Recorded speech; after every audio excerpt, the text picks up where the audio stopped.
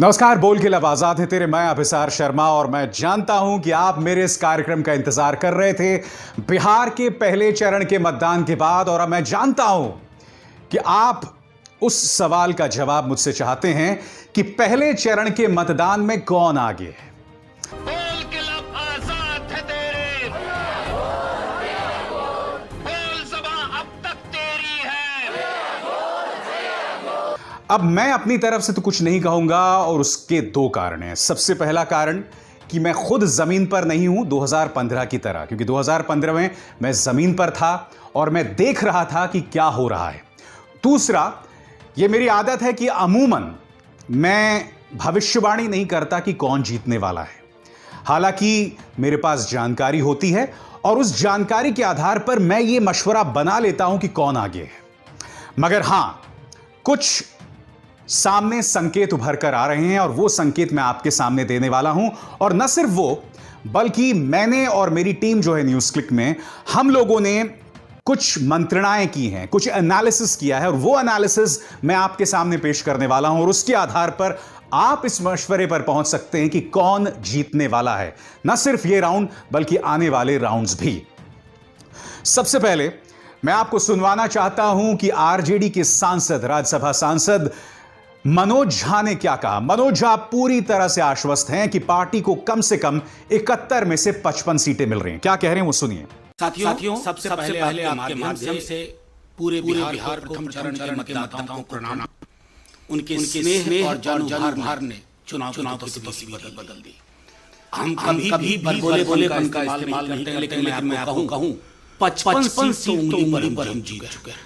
दोस्तों, मैं आपको यह बतला दूं कि मेरी भी लगातार बातचीत उन रिपोर्टर्स से हो रही है जो जमीन पर हैं, और न सिर्फ उन रिपोर्टर्स से बल्कि राजनीतिक विशेषज्ञों से जो बैकरूम स्ट्रैटेजी बनाते हैं पॉलिटिकल पार्टीज की। उन सब से बातचीत करके जो एक लब्बो-लबाब मुझे मिल रहा है कि मुझे बताया जा रहा है कि कम से कम 45 से 48 सीटें आरजेडी को या महागठबंधन को इस पहले चरण में मिलने वाली है, और इसका सीधा असर अगले 2 चरणों पर भी पड़ेगा। मगर क्या इसका अर्थ यह है कि महागठबंधन यह चुनाव जीत रहा है? एक बात स्पष्ट है कि अगर महागठबंधन यह चुनाव जीता तो आंधी होगी, तूफान होगा बिल्कुल। या फिर यह कहा जा सकता है कि प्रधानमंत्री नरेंद्र मोदी और नीतीश कुमार के जातीय समीकरण इतने मजबूत हैं कि उसके सामने तेजस्वी कुछ भी नहीं कर सकते। और तेजस्वी दरअसल मुस्लिम यादव जातीय समीकरण तक ही सीमित बनकर रह जाएंगे अगर वो हार जाते हैं। मगर कुछ हफ्तों पहले आप और हम जो लगातार कह रहे थे कि तेजस्वी का कोई चांस नहीं है, महागठबंधन का कोई चांस नहीं है, बिहार के चुनाव बहुत दिलचस्प हो गए हैं। अब मैं आपके सामने, मैंने और न्यूज़ क्लिक की हमारी टीम ने, मेरे प्रोड्यूसर अंकित पांडे ने कुछ जानकारियां अर्जित की हैं और उसके आधार पर मैं आपके सामने कुछ तथ्य रखना चाहूंगा।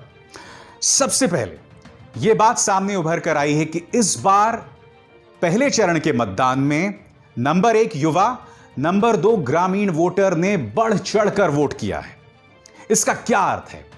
तो उसके अंतर्गत मैं आपके सामने कुछ तथ्य रखना चाहूंगा जो आपके स्क्रीन पर हैं।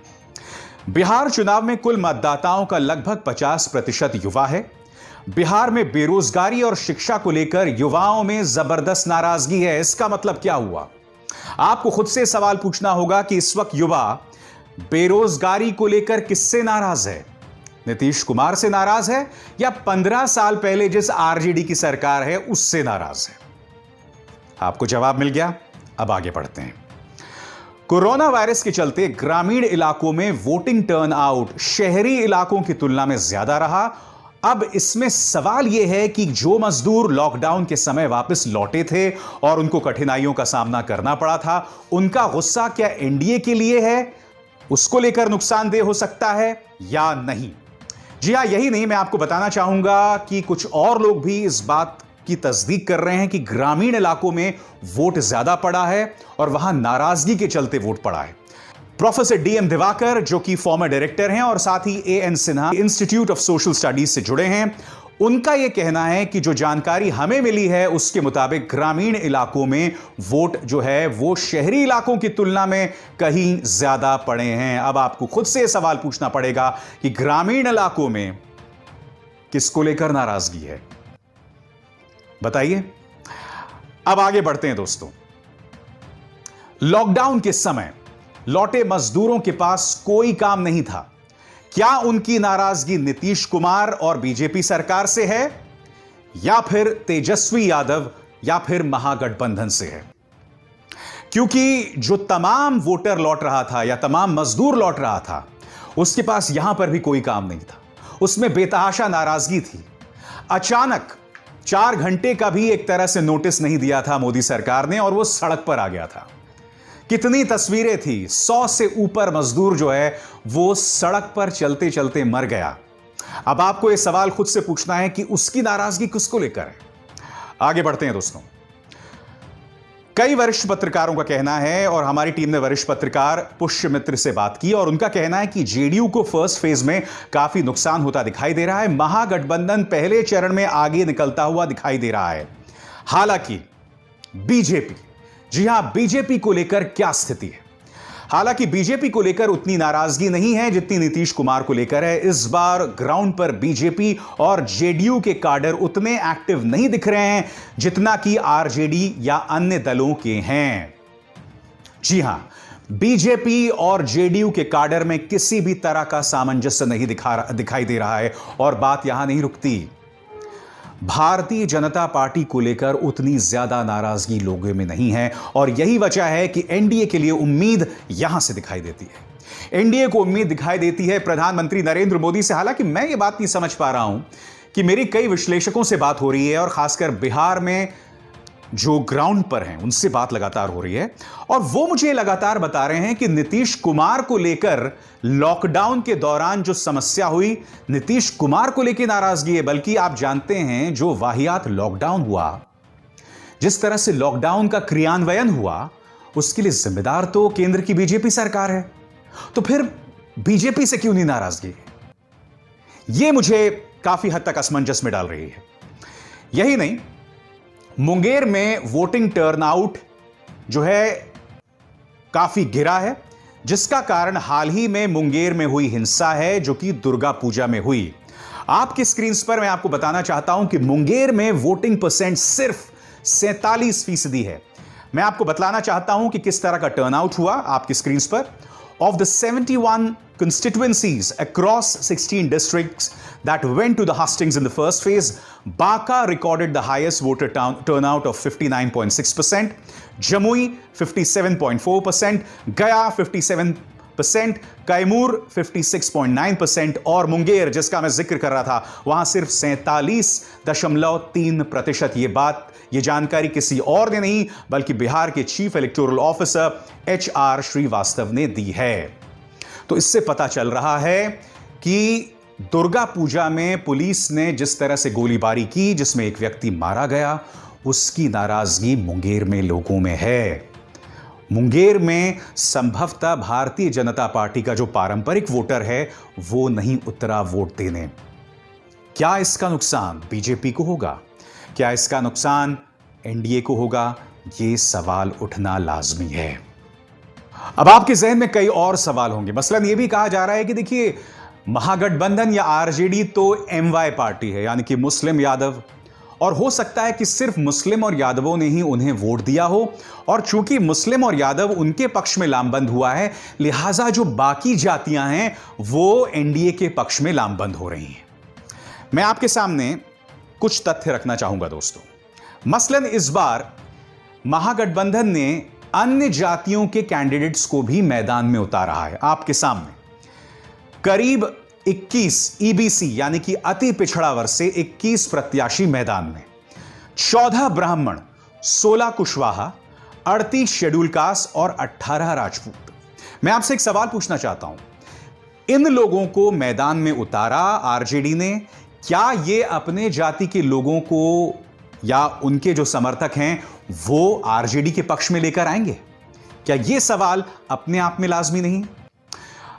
अब मैं आपको कुछ तस्वीरें दिखा रहा हूं इस वक्त स्क्रीन पर, और इन तस्वीरों में साफ दिखाई दे रहा है कि तेजस्वी को लेकर लोगों में जबरदस्त उन्माद है। जिस तरह का करंट, और इस शब्द का मैं बार बार इस्तेमाल करता हूं, जिस तरह का करंट तेजस्वी के पक्ष में है, इस तरह का करंट नीतीश, तो खैर सवाल ही नहीं पैदा होता नीतीश जी के पक्ष में, प्रधानमंत्री नरेंद्र मोदी के पक्ष में भी इस तरह का उन्माद नहीं है। कई लोग कह रहे हैं कि देखिए ये इसलिए हो रहा है क्योंकि तेजस्वी युवा नेता हैं और लोग तमाशा देखने आ रहे हैं। आप गलत कह रहे हैं, क्योंकि 2005 और 2010 जब चुनाव हुए थे बिहार में, तब लालू प्रसाद यादव जब चुनावी रैलियां करने जाते थे तो लोगों में बिल्कुल भी उत्साह नहीं था। इस बार तेजस्वी को लेकर जबरदस्त उत्साह है। तो अब आपको यह सवाल पूछना होगा, जो जानकारी मैंने आपको मुहैया कराई, क्योंकि 2005 और 2010 में लालू को लेकर बिल्कुल उत्साह नहीं था जनता में, अब तेजस्वी को लेकर उत्साह है। तो क्या लोग ड्रामा करने के लिए वहां उतरे हैं, या ड्रामा देखने के लिए वहां उतरे हैं, या वाकई तेजस्वी में उन्हें उम्मीद दिखाई देती है? और एक और बात मैं कहता हूं दोस्तों, इस वक्त आप कई पत्रकारों को यह कहते हुए सुनेंगे कि भारतीय जनता पार्टी नीतीश कुमार को सबक सिखाना चाहती है, इसलिए बीजेपी और जनता दल यूनाइटेड में किसी तरह का कोई तालमेल नहीं है। बीजेपी चाहती है कि नीतीश कुमार हारें।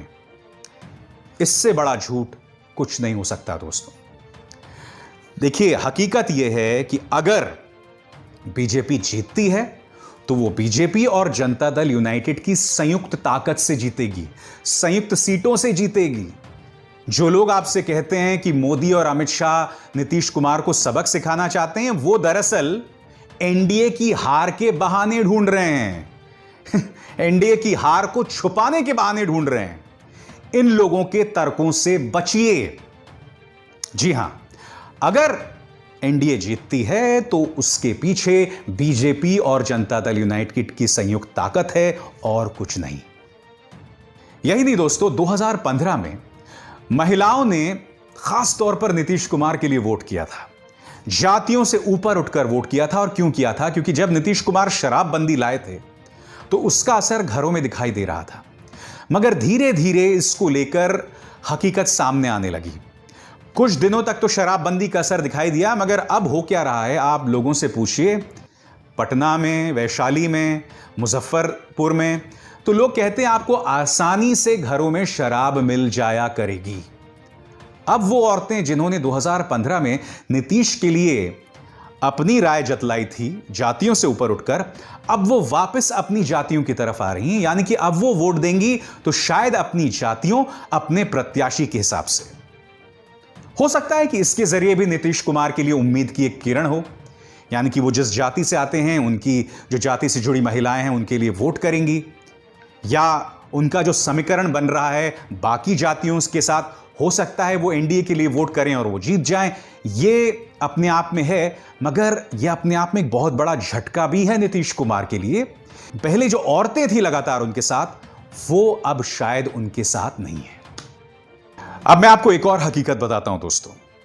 इस वक्त जमीन पर कई रिपोर्टर्स हैं और उनके पास कई जानकारियां हैं, मगर वो खुल के कई चीजें नहीं बोल रहे हैं।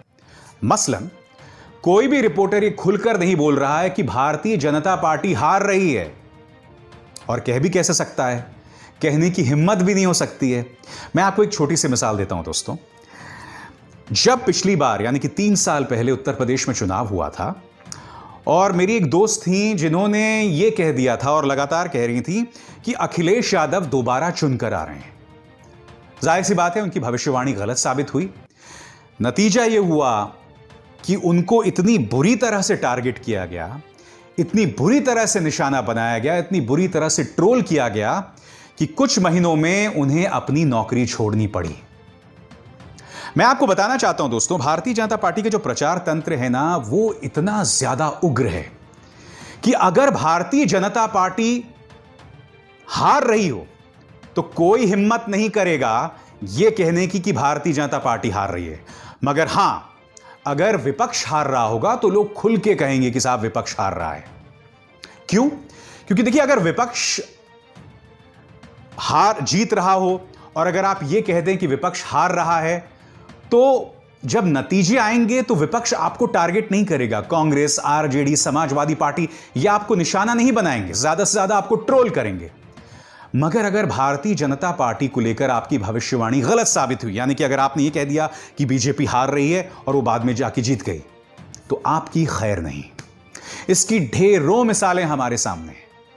और आज मैं अपील करना चाहता हूं उन 2-2 रुपए प्रति ट्वीट पर बिकने वाले आईटी सेल के गुर्गों को।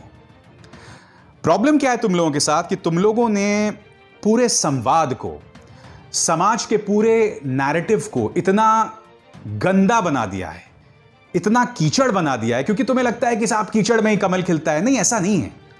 कीचड़ में बेशक कमल खिल जाता होगा, मगर कीचड़ में बाकी जो है ना कीड़े मकोड़े ही होते हैं, और उन कीड़े मकोड़ों से बाकियों को जो है ना बीमारी होती है।